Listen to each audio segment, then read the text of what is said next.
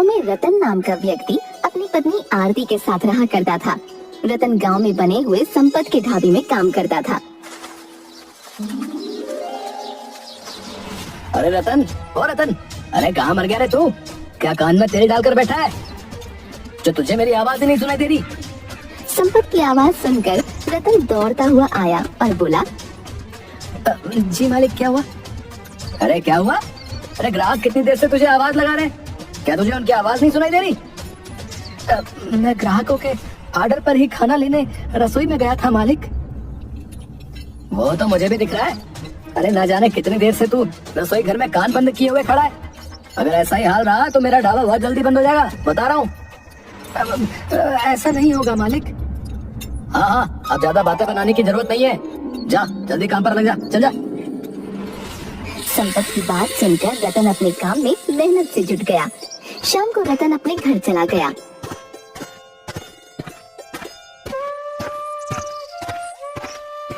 जल्दी से खाना लगा दो आरती, मुझे बहुत तेजी से भूख लगी है। अजी इतनी जल्दी क्या है, पहले हाथ मुंह तो धो लीजिए। हाथ मुंह मैं ढाबे पर धोकर आया हूँ, तुम खाना लगा दो। रतन के कहने पर आरती ने रतन को खाना लगा कर दिया। रतन खाना खाने लगा। आप तो ढाबे पर काम करते हैं और कभी कभी ढाबे का मालिक आपसे देर रात तक काम करवाता है। क्या भूख लगने पर वो आपको 2 रोटी नहीं खिला सकता? तुम नहीं जानती आरती, ढाबे का मालिक संपत बहुत ही कंजूस स्वभाव का है। अच्छा सुनो, कल मुझे ढाबे पर जल्दी जाना है। क्यों, कल ऐसा क्या है? संपत जी कल मुझे शहर में किसी काम से भेजने वाले हैं। आखिर वो आपको ही काम से शहर क्यों भेजते हैं? वो खुद क्यों नहीं चले जाते? मैं उनके ढाबे पर काम करता हूँ आरती, इसलिए मुझे उनका कहना मानना ही पड़ेगा। वैसे किस काम से भेज रहे हैं वो आपको? ये तो उन्होंने अभी तक मुझे नहीं बताया। ठीक है, लेकिन आप उस कबाड़ ट्रक में मत जाइएगा। पिछली बार जब आप उस ट्रक से गए थे तो दिन भर मेरा दिल बेचैन रहा था। आरती की बात सुनकर रतन मुस्कुरा दिया। अगले दिन रतन ढाबे पर चला गया।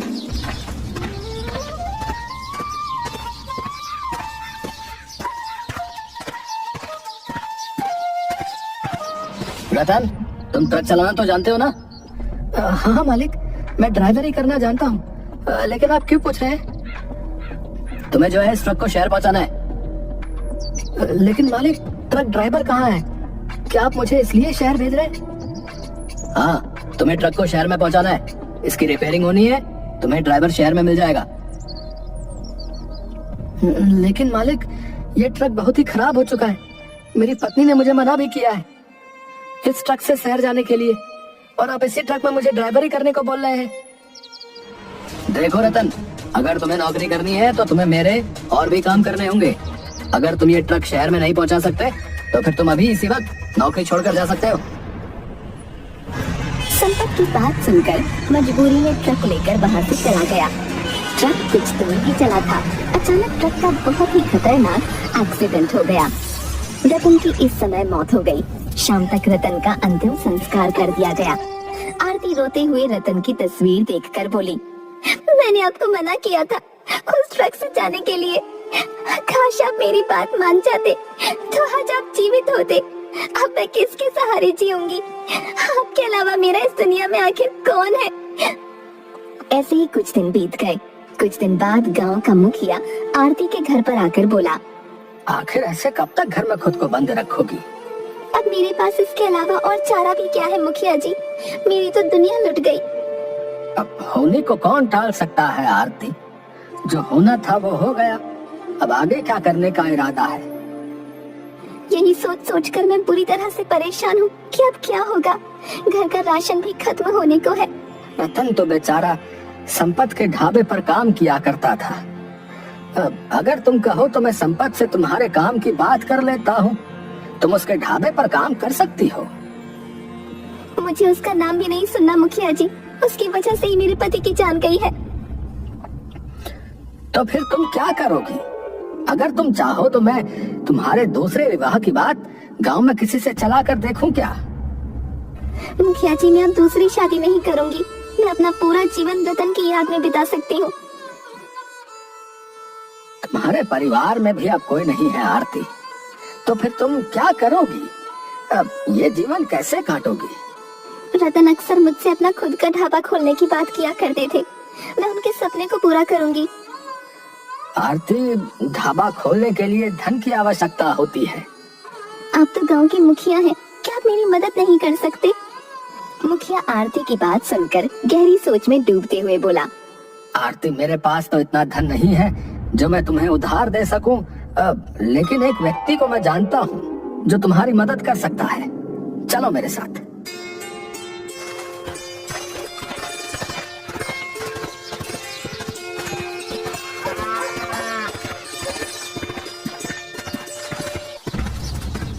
मुखिया आरती को जमींदार की हवेली के अंदर ले आया। आरती मुखिया से बोली, मुखिया जी, ये तो जमींदार की हवेली है, क्या जमींदार मुझे पैसे उधार दे सकता है? जमींदार मेरी बात कभी नहीं टालता आरती। तभी वहाँ जमींदार आ गया। जमींदार आरती से बोला, तुम्हारे पति की मौत का मुझे बहुत अफसोस है आरती। कहो, मैं तुम्हारी क्या मदद कर सकता हूँ? आरती अपने पति का सपना साकार करना चाहती है। उसका पति एक ढाबा खोलना चाहता था। समझ गया। और ढाबा खोलने के लिए इसके पास धन नहीं है। देखो, मैं आरती को धन देने के लिए तैयार हूँ और मैं उससे कोई ब्याज भी नहीं लूंगा, लेकिन क्या गारंटी है कि आरती जो ढाबा खोलेगी वो ढाबा चलेगा? अगर कुछ नुकसान हो गया तो? आप चिंता मत कीजिए जमींदार साहब, मैं खाना बहुत अच्छा बनाती हूँ। मुझे विश्वास है कि मेरा ढाबा एक दिन जरूर चलेगा। जमींदार ने आरती को ढाबा खोलने के लिए कुछ रुपए पकड़ाते हुए कहा, गांव में मेरी एक जमीन पड़ी हुई है जो कि खाली है। तुम अपना ढाबा चाहो तो वहाँ खोल सकती हो। मैं आपका ये उपकार जीवन भर नहीं भूलूंगी। आरती मुखिया के साथ वहाँ से चली गई और ढाबा बनाने में जी जान से जुट गई। कुछ ही दिनों में आरती का ढाबा बनकर तैयार हो गया। अरे वाह आरती, ढाबा तो तुमने वाकई बहुत सुंदर बनाया है और भोजन में भी बहुत अच्छी खुशबू आ रही है। कुछ देर में वहाँ ग्राहकों की भीड़ लगने लगी। जल्दी से ग्राहकों को भोजन परोसो। मुझे लगता है कि तुम्हारा ढाबा कुछ ही दिनों में संपत्ति से भी आगे निकल जाएगा।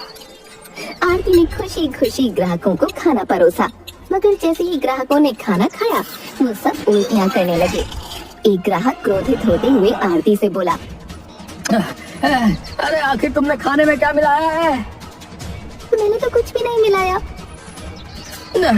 झूठ बोलती हो, हमें इतना बेकार खाना खिलाकर बीमार करना चाहती हो? हम तुम्हारे ढाबे की बुराई सारे गांव में करेंगे। हाँ। सारे ग्राहक वहाँ से क्रोधित होकर चले गए और पूरे गांव में उन्होंने आरती को बदनाम कर दिया। आरती का ढाबा चलने से पहले ही बंद हो गया। आरती अपने घर में बैठी हुई आंसू बहा रही थी कि तभी जमींदार वहाँ आ गया।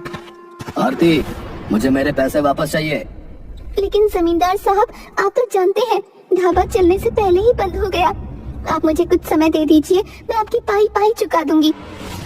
नहीं आरती, मैं अब तुम्हें और समय नहीं दे सकता। लेकिन मेरे पास पैसे नहीं हैं। तो क्या हुआ? तुम्हारा ये हाईवे पर बना हुआ घर तो है। अगर पैसे नहीं है तो ये घर मुझे दे दो। ये कैसी बातें कर रहे हैं आप? अगर आप इस घर को ले लेंगे तो मैं कहाँ रहूंगी? आरती, मैं तुमसे पूछ नहीं रहा, बल्कि मैं तुम्हें बता रहा हूँ। यहाँ से सीधी तरह से निकल जाओ या फिर सोच लो। अगर तुम्हें अपमानित होकर ही निकलना है तो फिर तुम्हारी मर्जी। आरती रोती और गिड़गिड़ाती रही, मगर जमींदार का दिल नहीं पसीजा। आरती भूखी प्यासी अपने गांव से थोड़ी दूर हाईवे के पास पेड़ के नीचे बैठ गई, जहां उसका पति अक्सर उसके साथ बैठा करता था। आरती पेड़ की ओर देखकर बोली, तुम ये सोच रहे होगे कि आज मैं अकेली कैसे? तुम्हें पता नहीं, मेरे पति अब इस दुनिया में नहीं है और मेरी मदद करने वाला भी कोई नहीं। तभी आरती ने देखा कि उस पेड़ के ऊपर एक चिड़िया का घोंसला बना हुआ था, जिसमें एक अंडा रखा हुआ था और एक चील उस पर बार बार मंडरा रही थी। मेरा घर तो जमींदार ने मुझसे छीन लिया, मगर मैं इस बेचारी चिड़िया का घोंसला नहीं तोड़ने दूंगी और न ही इसके अंडे को। आरती ने वहाँ से एक डंडा उठाया और चील को भगा दिया। अचानक एक चिड़िया आरती के सामने आकर बैठकर एक सुंदर लड़की में परिवर्तित हो गई। कौन हो तुम? मैं पक्षियों की रानी हूँ। तुमने इस अंडे को बचाकर इंसानियत का सबूत दिया है। इसके बदले तुम मुझसे जो चाहो मांग सकती हो। क्या तुम मेरे पति को दोबारा जीवित कर सकती हो? नहीं, इस संसार से जो एक बार चला जाता है फिर वो वापस नहीं आता। लेकिन मैं तुम्हारा वो सपना पूरा कर सकती हूँ जिसे पूरा करने में तुम्हारा घर तुमसे छिन गया। तुम्हें इस बारे में कैसे पता? मैं तो वो भी जानती हूँ आरती जो तुम नहीं जानती। समय आने पर तुम्हें पता लग जाएगा। इतना कहकर उस सुंदर लड़की ने जैसे ही अपना हाथ आगे बढ़ाया तो उसमें से अंडा अपने आप उड़ता हुआ उस लड़की के हाथ में आ गया। बदले में मुझसे उपहार में ये अंडा ले लो और यहाँ से कुछ दूर ले जाकर इस अंडे को तोड़ देना। तुम्हें वो मिलेगा जिसकी तुम कल्पना भी नहीं कर सकती। आखिर तुम मेरी मदद क्यों कर रही हो? जब तुम अपने पति के साथ इस पेड़ के नीचे बैठा करती थी, मैं चिड़िया बनकर तुम दोनों को देखती रहती थी। तुम्हारा पति कभी कभी अकेले भी यहाँ आता था और वो पक्षियों से बहुत प्रेम करता था और उनकी मदद भी करता था। आज वो इस दुनिया में नहीं है, इसलिए तुम्हारी मदद करना मेरा कर्तव्य है, क्योंकि तुम्हारा दिल भी तुम्हारे पति ही की तरह अच्छा और साफ है। इतना कहकर वो सुंदर लड़की वहाँ से गायब हो गई। आरती ने थोड़ा आगे जाकर वो अंडा तोड़ दिया।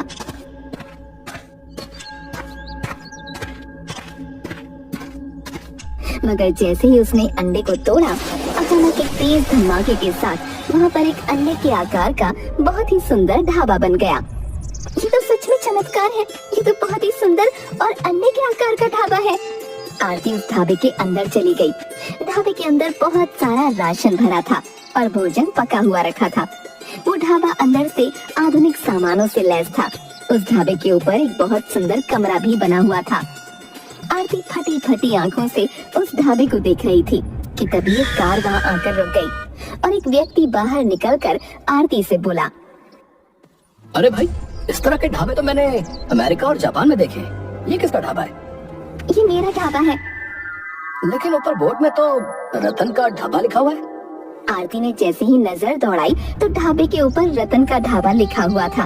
आरती की आंखों में आंसू आ गए। रतन मेरे पति थे जो अब इस दुनिया में नहीं है। जो भी हो, मुझे बहुत तेजी से भूख लगी है। इतना बोलकर वो व्यक्ति ढाबे के अंदर चला गया और आरती ने उसे खाना परोसा। खाना खाकर वो व्यक्ति उंगलियां चाटते हुए बोला, खाने तो मैंने बहुत सारे खाए, लेकिन इतना लजीज खाना मैंने आज तक नहीं खाया भाई। तुम शायद मुझे जानते नहीं हो कि मैं कौन हूँ। मैं यहाँ का एसपी हूँ। मैं तुम्हारे ढाबे का इश्तेहार अखबारों और टीवी में जरूर दूंगा। आखिर लोगों को पता लगे कि हमारे इंडिया में भी जापान जैसे ढाबे बने हुए हैं। अगर तुम्हें कोई भी दिक्कत हो तो मुझे फोन करना। इतना कहकर वो व्यक्ति अपना कार्ड देकर वहाँ से चला गया। अगले दिन से आरती के ढाबे पर ग्राहकों की लाइन लगने लगी और आरती के पास पैसा बरसने लगा। अब संपत के ढाबे पर सन्नाटा छाया रहता था। संपत क्रोधित होकर मुखिया के पास जाकर बोला,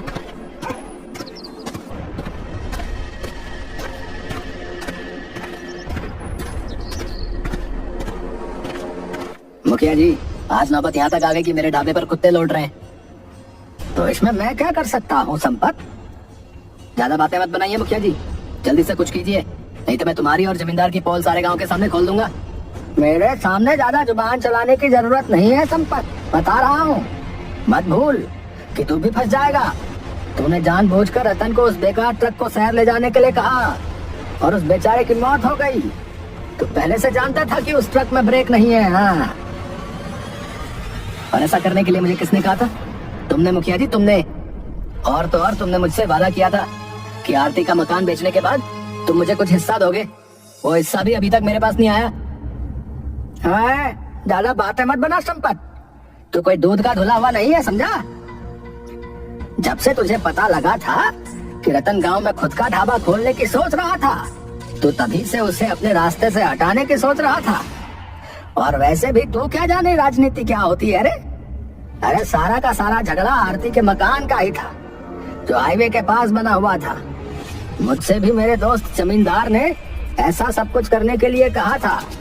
मेरे पास भी अभी मेरा हिस्सा नहीं आया, समझे? तभी वहाँ पर जमींदार आ गया और उन दोनों से बोला, अरे तुम दोनों एक नंबर के मूर्ख हो।